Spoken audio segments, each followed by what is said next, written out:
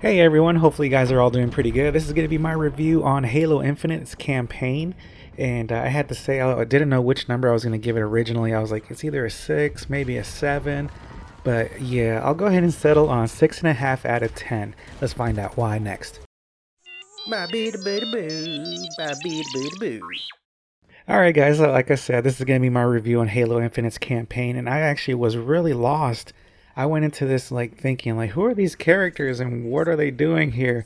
But if I had to sum up Halo Infinite's campaign in one word, I would have to say that it would be, given everything, I say it had to be enjoyable, and we'll get into why next.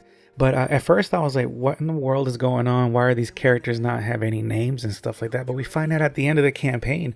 So let's go ahead and work our way from the ending to the beginning. So we find out these characters, like I said, didn't have any names at first. This pilot was just some, random name, and then the AI was a new AI, and I was like, these people really don't want us. And I'm talking about 343 Industries. They don't really want us to get attached to these characters because they're not making them part of the lore. They just gave them some generic name, and I was like, oh, I don't know about that. But the reason why I say it's enjoyable is that these characters actually grew on me. It does leave a lot to be desired. The whole campaign, the whole setup. I know that that guy that came over from Respawn delayed this because what they have here that presented us as a campaign, to me, it's just like a glorified DLC side story or something like that. Don't get me wrong. Like I said, it was enjoyable. I really grew to like these characters quite a bit. But at first, I was like, "Who is this new AI? What are we doing? What's going on? Where is Cortana?" I was yelling. I was like, "Where is Cortana?" But it was because of the fact that I didn't play Halo 5 Guardians, so I missed out on quite a bit. And I come to find out, you guys have to understand where I'm coming from. I haven't played for Halo 5, so I was thinking, okay, this is like a new thing. Cortana's gone, and we're having to rescue her. I didn't know that she had gone bad. I guess that's my fault for not playing the game or not being able to, but I was like, why? What's happening? This thing was a complete shock that Cortana had done all these bad things. But I think that it was actually having to do with more Atriox actually using her as a virus or something like that, if I'm not mistaken. But yeah, I was really lost, but like I said, it's enjoyable because of the fact that these characters started to really grow on me. The pilot, we find out, gets a name. His name is Fernando, and I can't remember if Fernando Esparza or Fernando Espinoza. I think they could have done just a little bit different. It was pretty cool that they left us on this cliffhanger, but I think they could have done a little bit differently. Something that really would have got my attention was when this little AI, whose name is Weapon, and I think Master Chief was the one that named her that. Leave it to Master Chief to give her that name. She starts like Cortana goes allowed by Halsey, by Dr. Halsey, to pick her name, or she had already picked her name. So Master Chief is gonna let her pick her name, this new weapon, this new AI.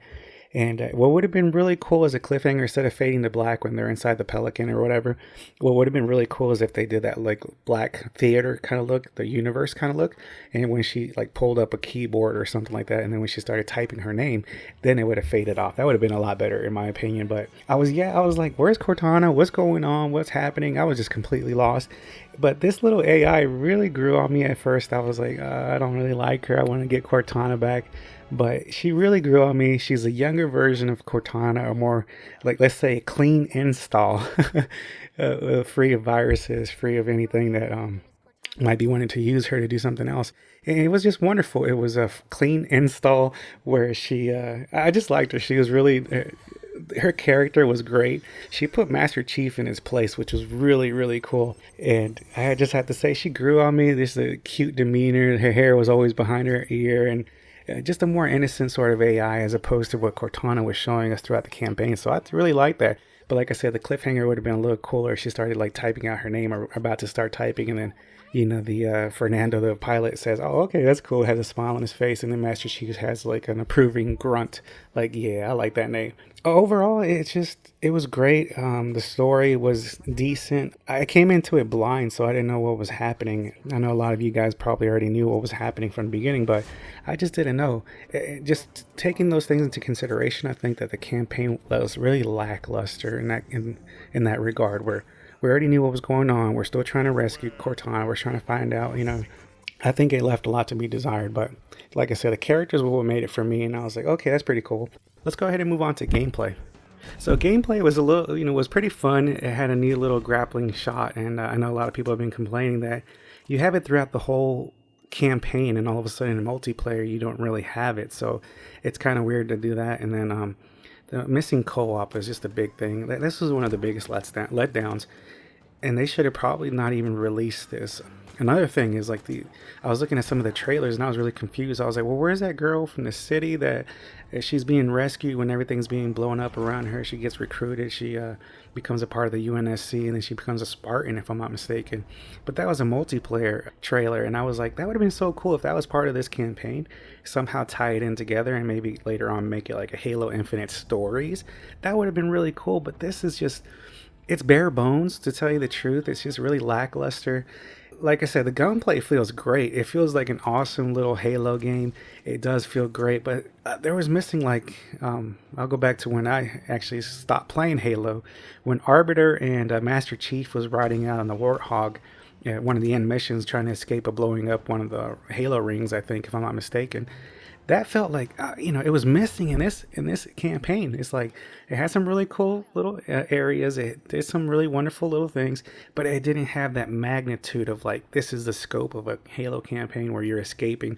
Yeah, there was a couple of times that you did have to do that, but it just didn't have the scope of it. It did have a semi-open world. It was somewhat populated, but it was just not a whole lot of stuff. Like these forward operating bases, these fobs that you had to capture were nothing more than these platforms.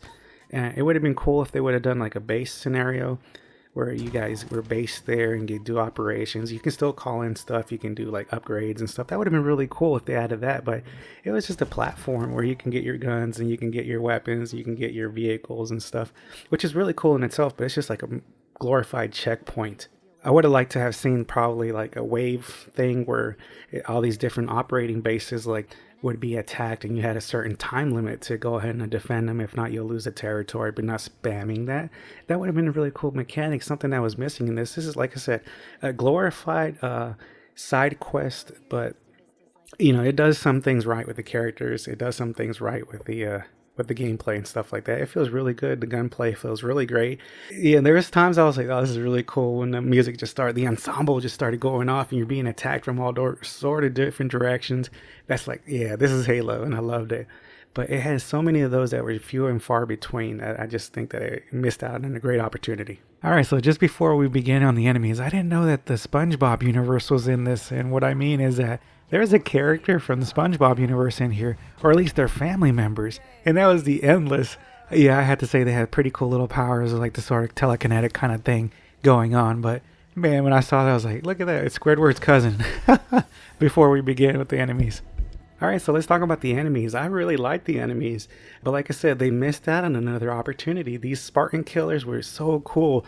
It would have been cool to see these, what are they, hunters, the Hunter brothers especially, instead of like, the new AI telling you, oh yeah, they're really renowned or infamous for whatever they've done to the UNSC and stuff like that. Maybe giving us a little bit of a backstory, more cutscenes and stuff that was really missing. I really liked it though. A lot of these enemies would have been cool with a bigger, like, sort of Knights of Ren is what they reminded me of. But with Knights of Ren in Star Wars, they really weren't given any opportunity to shine. Neither were these Spartan killers. But it was really cool to get in there and fight them. It was over before it really began, to tell you the truth. Maybe if they had like two different parts to the fight, like you'll go one, you'll play one time and then you'll get another time. But I have to say that I absolutely love the Banished. These enemies are the greatest ones that I think I've seen in a while. But they should have been fleshed out a little bit more. I really like the fact how Master Chief said that Atriox beat him soundly in every way possible. He was absolutely beaten, and then Escharum was talking about it too. He's like, how long did it take for us to defeat the biggest flagship, the most wonderful creation of humanity? 4 minutes. It would have been so cool to get these guys fleshed out and stuff, but it was really nice to actually fight them, and it was really cool. It was these smaller arena battle sort of things, really contained spaces, but I think it would have been really cool if they would have put a little bit more effort into that. Other than that, I just really enjoyed it. Like I said, the gameplay was missing a lot of stuff. We did have a lot of these things where throughout the whole game, I'm like, oh, why are we having these little quick little cutscenes where the new AI goes into the platform, or this little kiosk, I'm going to call them. Every single time we're going into a kiosk, and that's our cutscene, and giving us a story, which is pretty cool. I like this. It was pretty enjoyable. The story was. I liked how Cortana was fighting amongst herself and saying sorry, and then finding out the stuff that had happened. I'm like, when did this all happen? And I didn't play Halo 5, so that's when it all happened. But I just think that they really missed out on some opportunities here. All right, so graphically speaking, man, this was impressive. When the cutscenes actually got in, and you're loading into screens and stuff like that, or loading into, like, when you're on the Pelican, you're getting dropped off or whatever. It looks spectacular. I think they did a wonderful job in delaying the game and making it look as beautiful as possible, but it was just so few and far between. Like I said, it was missing that grandiose, that absolutely extravagant bigness, to Halo. They were missing that, but graphically speaking, this was actually pretty good. But when you're in the gameplay world, the Halo ring is repairing itself. It just kind of looks lackluster. It's just the same little things here and there. And, when you tie it into multiplayer, which is really what they want to focus on, you get all these multiplayer maps, like the city, like where the girl I was talking about was being attacked in the city and she gets recruited. None of that is present here. It's just one little, like, that's all it is dirt roads with mountainous little regions and trees and stuff like that. So it was just really missing a lot of stuff. I would really have hoped that they would have thought maybe, hey, later on we'll make some Halo Infinite stories, we'll tie it in together. And lack of co-op play was just really bad in my opinion. All right, so let's talk about sound design. My goodness, sound was really good in this one.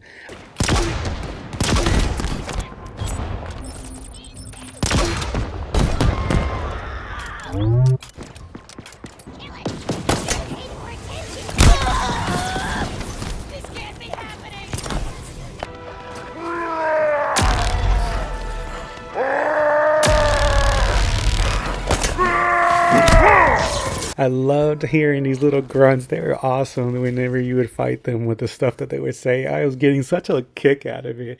It was wonderful. It's like you almost didn't want to hurt them when they said, no, please don't hurt me. And then they would come back and start shooting you and stuff like that. Just the stuff that they were saying. It was wonderful. I've seen some videos. I know like different people have gotten different audios and stuff like that, but it was really cool to hear these grunts talking about what they were talking about. And I would have liked to have seen them, just add off to the goofiness, is maybe like they'll shoot you when you're on the ground already and kick you or stuff like that, and then spout off some one-liners or whatever. But voice acting, I think actually was really good. I really enjoyed it. Locate UNSC Infinity. UNSC Infinity. Class, Supercarrier, crew size, 7,150. This ring will be operational. Programming failed. I'm not supposed to be here. You need to delete me. No. The new AI, who we don't know her name, she grew on me. I really liked her demeanor. I liked the fact that she was just a cute little thing. And then Fernando had a real heavy accent with his speech, but it was really cool. And then Master Chief spouting off all the lines. There was only one place where I think Master Chief kind of lost a gruffness in his voice when he had like 3 lines in a row. But I think it was pretty good. And then the gunplay, the way things sound, the way the lasers go before the plasma grenades exploding, it sounds really good. And I can't fail to mention that the ensemble, when the music just starts kicking in, I'm like, oh yeah, this is Halo. This is what we love. So overall, my feelings were a little bit mixed on this. I do think that they should have done a lot better, a lot bigger, more grandiose campaign. They were missing so many features and stuff like that. But campaign-wise, yeah, like I said, it was enjoyable in certain aspects. They left a lot that they could have probably done a lot better. The cutscenes could have been a lot more instead of just giving us these little like holographic messages and stuff like that. I think they could have done just a little bit more in that aspect. But overall, given what it was, I think it was enjoyable as far as the characters and stuff like that. I had a smile on my face to tell you the truth when it ended. I was like, man, I like those characters. I like they kind of grew on me. I just kind of wish it didn't leave us on a cliffhanger again. But overall, they could have done a lot better. Well, guys, that's it for the video. I hope you enjoyed my honesty on this. Like I said, there was spots that were really, really good. And it's like, yeah, this is why we love Halo. And other spots is like, a lot more to be added, a lot more. 343 has had this for quite a while now, so they should have probably done a lot better in my opinion. But hey, so far, I mean, it was what it was, and that's it. You're walking down corridors, you don't have a whole lot of other stuff going on, but I think I kind of like the story, so that's why I give it a little bit more favorable review. But that's it for me, guys. I hope you guys enjoyed it. If you guys want to go ahead and check out the channel, I do Spanish and English language videos, and I do inspirational, motivational for you guys. So if you like what you see, go ahead and subscribe, and I'll see you guys the next time. I'm signing out now. I will see you when I see you. Oh, I thought I lost you. Where did you go? Echo 216. Stay put. I'm coming to you.